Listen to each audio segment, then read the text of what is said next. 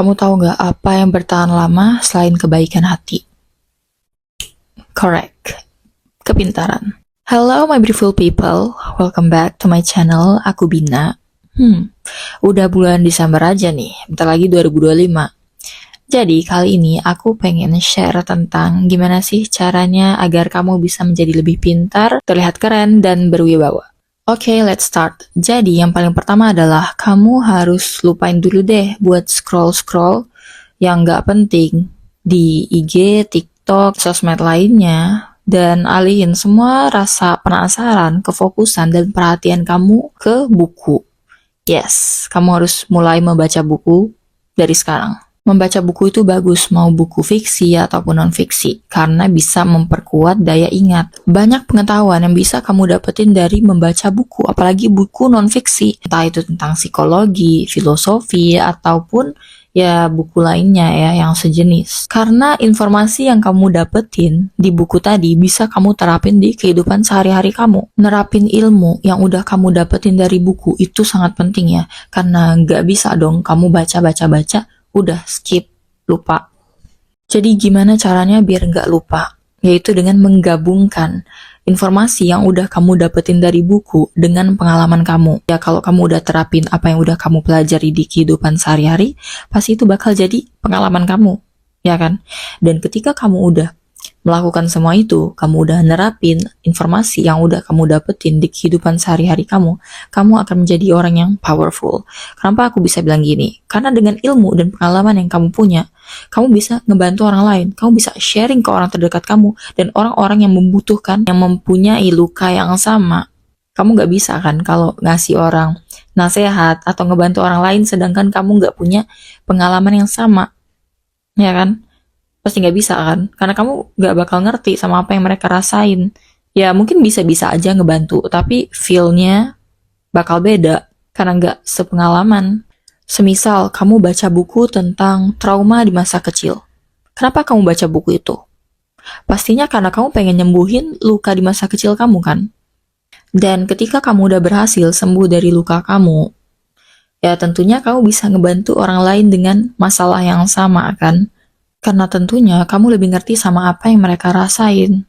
Karena kamu udah berpengalaman, kamu tahu solusinya, gitu loh. Jadi apapun yang kamu pelajari, kamu harus terapin di hidup, dan kamu share ke orang yang membutuhkan. Biar ilmu yang udah kamu dapat selalu bermanfaat buat diri kamu sendiri dan tentunya juga buat orang lain.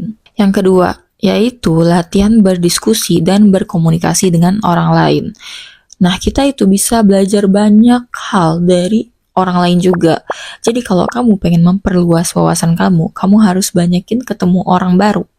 Karena setiap orang itu pasti memberikan pelajaran buat kita.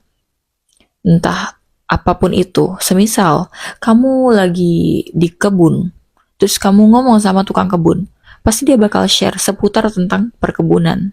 Ya kan? Nah, begitu juga kalau kamu pengen nasihat tentang hidup, ya tentunya kamu minta sama orang yang lebih dewasa, ya kan? Nah, jadi gitu, kita bisa belajar banyak hal dari orang lain. Terus, kalau kita berdiskusi nih sama orang lain, kita punya pendapat. Dan ketika ada orang lain yang gak setuju sama pendapat kita juga akan belajar buat berpikir kritis.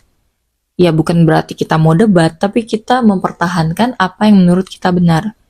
Dan di situ otak kamu juga bakal main. Kamu bakal mengeluarkan semua argumen dan pemikiran yang menurut kamu benar buat mempertahankan opini kamu. Dan di situ kamu akan belajar cara mempertahankan opini dan pendapat kamu. Jadi, berdebat dan berdiskusi itu juga salah satu cara buat mengasah otak kamu. So, jangan takut buat berdiskusi dan mempertahankan opini kamu, oke? Selanjutnya, dengerin podcast motivasi, pokoknya konten edukasi, ceramah, self-improvement, ya pokoknya yang sejenisnya. Dan jangan cuma didengar, tapi catat, take note, oke? Apa yang menurut kamu penting dari apa yang kamu dengerin, kamu catat. Kamu rangkum dengan bahasamu sendiri. Nah, ini juga salah satu cara buat mengasah otak kamu.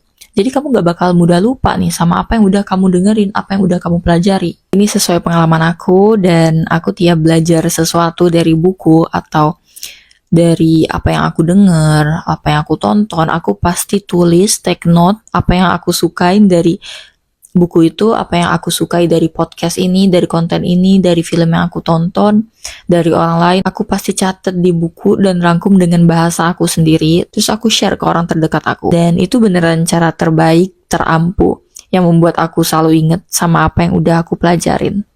Next yaitu menjadi kreator atau ciptain sesuatu. Semisal kamu suka ngegambar, ya udah, gambar dan post di sosial media kamu. Ciptain sesuatu. Jangan cuma dipendem itu bakatnya ya. Terus kalau kamu suka memasak, kamu suka bikin kue, bikin. Ciptain kue kamu. Kasih ke orang terdekat kamu, kasih ke ibu kamu, orang tua kamu, keluarga kamu, ya orang-orang tersayang kamu buat cobain kue kamu.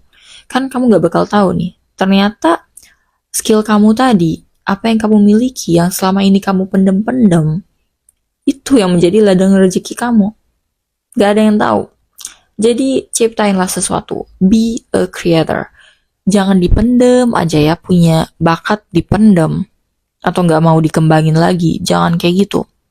Jadi kamu harus temuin satu skill, satu minat yang kamu senangi banget, yang bisa kamu tekunin. Karena ketika kamu berhasil menciptakan sesuatu, di situ gelar pintar itu juga bakal tertuju ke kamu. Pintar masak, pintar lukis nih, gitu. Maaf sebelumnya, aku nggak berniat buat menyinggung siapapun. Aku ngomong ini dengan rasa hormat. Dan kalaupun nggak bisa memenuhi standar masyarakat, kayak nilai A semua, harus selalu ranking, harus kerja ini, harus kerja itu, IPK harus tinggi. Ya, sebenarnya bagus kalau bisa mencapai semua itu. Tapi kalaupun belum bisa mencapai semua itu, bukan berarti kamu nggak pintar, gitu loh. Jadi setiap orang itu kan punya kepintarannya masing-masing. Nilai kamu gak bagus di sekolah, tapi kamu jago main bulu tangkis. Ya itu juga termasuk pintar. Kamu gak bisa masak, tapi kamu bisa main alat musik. Ya itu juga pintar. IPK kamu gak tinggi, tapi kamu udah ikut lomba debat kemana-mana. Ya itu juga namanya pintar. Jadi gak bisa disamaratain. Karena setiap orang kan punya fokus yang berbeda-beda. Dan kepintaran yang berbeda-beda. Dia mungkin gak dapat nilai yang bagus, mungkin karena dia fokus ke hal lain. Yang penting nggak anjlok banget sampai nggak naik kelas atau nggak lulus gitu, amit-amit ya, jangan sampai kayak gitu. Yang standar-standar aja ya, yang penting basic, lulus, udah nggak apa-apa. Yang penting tekunin sama hal yang kamu suka, sama bakat kamu, sama sesuatu yang membuat kamu ngerasain sesuatu nih di jiwa dan hati kamu gitu.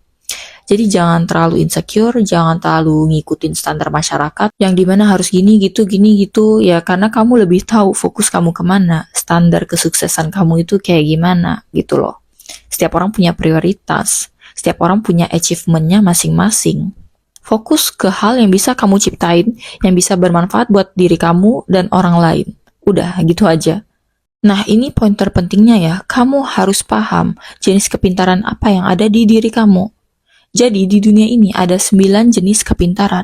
Ya udah, aku langsung share di sini. Aku cerita dulu, dari SD itu aku selalu dapat nilai yang bagus kecuali di MTK.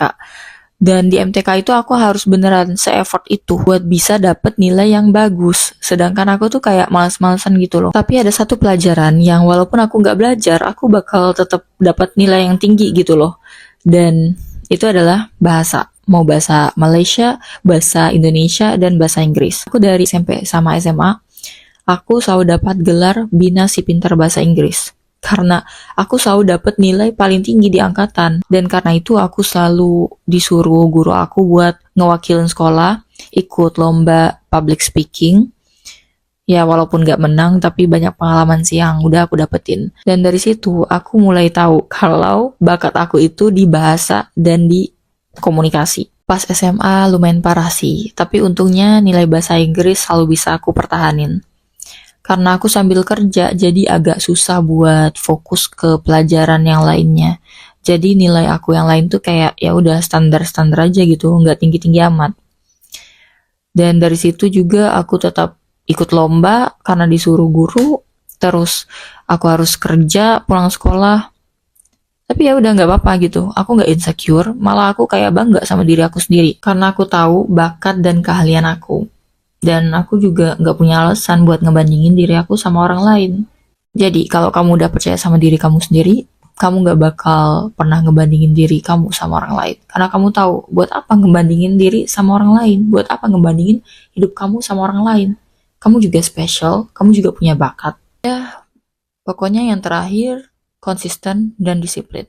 Percuma kalau kamu ngelakuinnya cuman sekali dua kali. Harus konsisten. Consistent and discipline is the key. Oke. Ya udah cukup sampai sini video kali ini. Aku harap video ini bermanfaat dan jangan lupa like, comment, dan subscribe biar aku semangat lagi nih sharingnya. Okay, I'm gonna see you guys in my next video. Bye-bye.